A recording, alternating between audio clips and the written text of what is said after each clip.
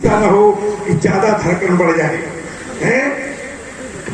मुनि पुत्र सुनी लखन बोलता ये बोल है और ये सब बैठे देख रहे, ये सब बैठे देख रहे।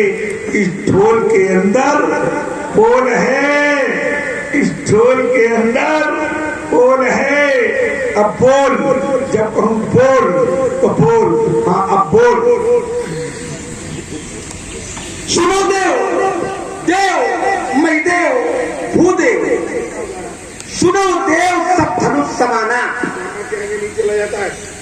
सुनो देव सब धनुष समाना। सब धनुष समान है क्योंकि संसार के जितने भी धनुष हैं, धनुष चाहे आपका हो, धनुष चाहे हमारा हो, धनुष चाहे भगवान शंकर का हो, संसार के जितने भी धनुष है सब धनुषों से वाण ही तो चलाए जाते हैं। और जब सब धनुषों से वाण ही चलाए जाते हैं तो सब धनुष कैसे हैं? एक समान।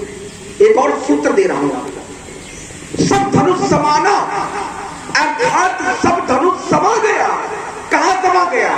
रघुवर सागर बाहुबल शंकर चाप जहाज मूल सो। मूल माने डूबना। धनुष तोड़ने वाले के बाहुबल रूपी सागर में ये धनुष रूपी जहाज समा गया। सागर की तो वृत्ति ही वस्तु को डुबो लेना है। जहाज अगर उस पर तैरता है तो इस जहाज की अपनी विशेषता होती है और जिस समय वो विशेषता समाप्त हो जाती है तो जहाज को भी डूबना होता है। तो कभी के समय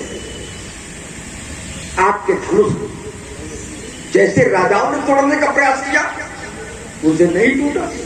और यहां तो प्रयास ही नहीं किया गया। भंजे उचाप प्रयास बिन चिमगज पंकज नाल। जैसे हाथी कमल की डंडी को तोड़ने में कोई प्रयास नहीं करता, उसी प्रकार से धनुष को तोड़ने में भी कोई प्रयास नहीं किया गया। महात्मा जी से हमने कहा क्या हालचाल है? अब बताओ कि अगर हालचाल पूछो तो इनको बुरा लगता है। हालचाल तो कोई भी व्यक्ति आकर तो पूछता कि नहीं पूछता। जब कोई आता है तो उनका क्या हालचाल है, कहिए क्या हालचाल है। कह रहे कि तुम बहुत अनुशासन ही हो।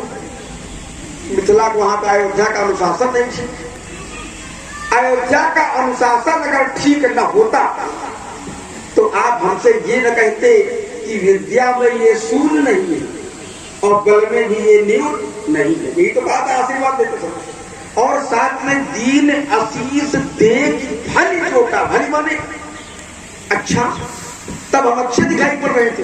अब अगर कुछ कमी आई है तो ये आपके आशीर्वाद का प्रभाव हो सकता है। अयोध्या के प्रभाव से जोड़िए कि आपके आशीर्वाद में, आपने आशीर्वाद देने में कोई कंजूसी करती तो मुझे आशीर्वाद बदलना पड़ेगा। हाँ बदलना पड़ेगा। अब ये तो आपका विषय है कि आपने दिया क्या है।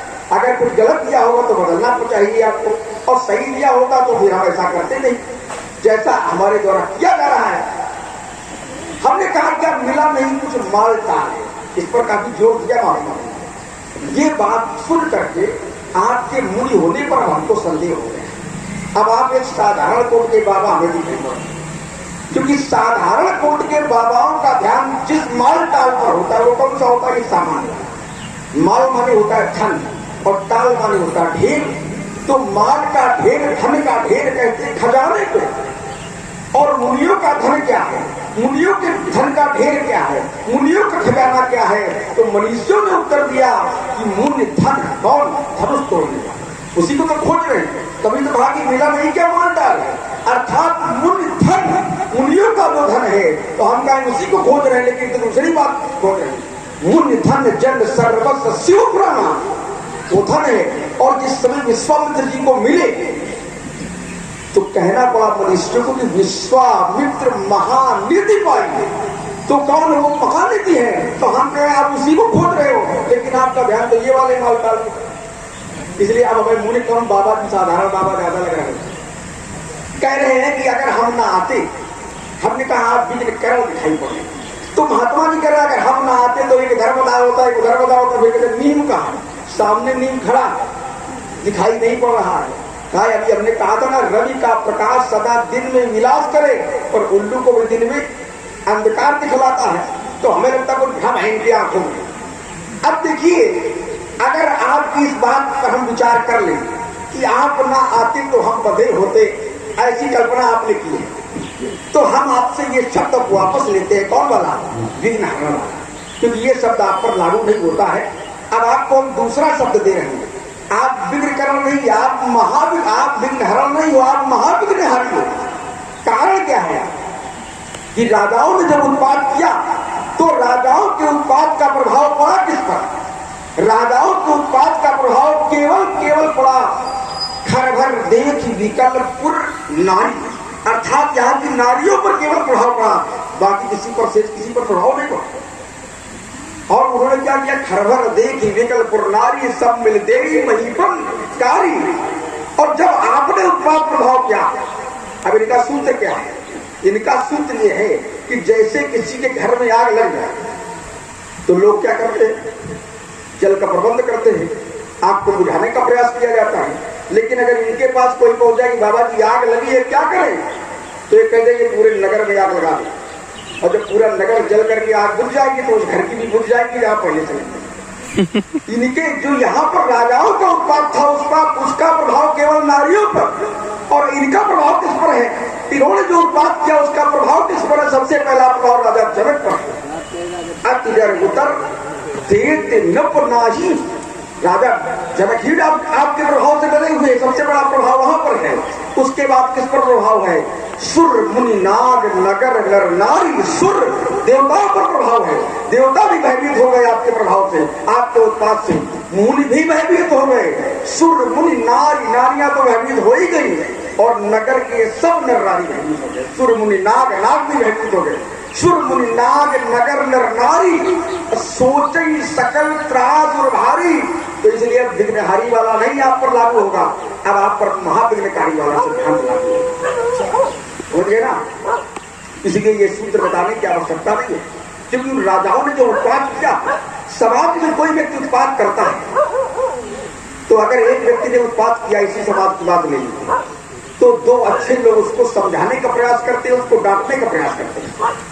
वही तो यहाँ हुआ कि जब उन राजाओं ने ये प्रभाव बनाया कि सीता जी को छीन लो, राजकुमारों को बांध लो, तो उसी समाज में जो अच्छे राजा थे उन्होंने क्या किया? उनको समझा दिया। साधु भूप बोले सुनि बानी, राज समाजी लाज लगानी, बल प्रताप वीरता बड़ाई, नाथ पिना गई संग सिधाई।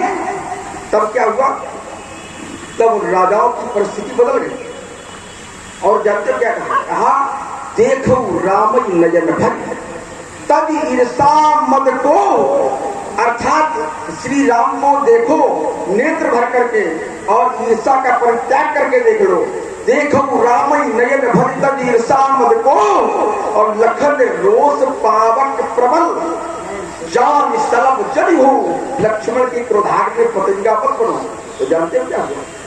इतना सुनते ही उन राजाओं की बुद्धि बदल गई, जैसे इस समय आपकी बदल वो देखा। महात्मा जी ने कहा कि जो धनुष है, बोले तुम अपने घर में आग लगा दो, अपने घर में तोड़ फोड़ कर दो, चाहे कुछ कर दो।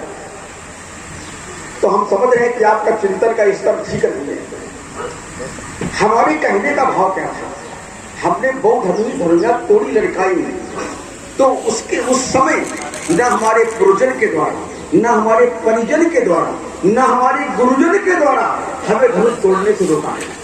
अगर रोका गया होता तो आज ये धनुष न टूटता, क्योंकि हमको ये पता होता कि धनुष का टूटना अनुचित कर्म के श्रेणी में आता। अगर रोका गया, अभी नहीं रोका गया। टूटने के पहले रोका जाता तो रोका माना जाता, टूटने के बाद विरोध का कोई औचित्य नहीं हो रहा है।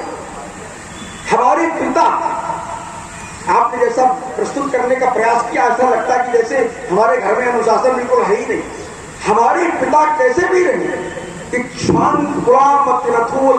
धर्म परोवशी, हमारे पिता अतिरथी भी रहे।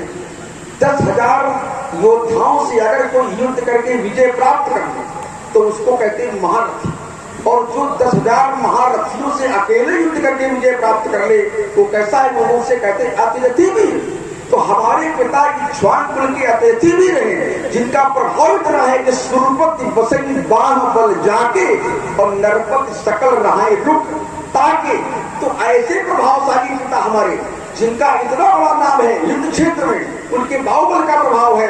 और ऐसे राजा का पुत्र अगर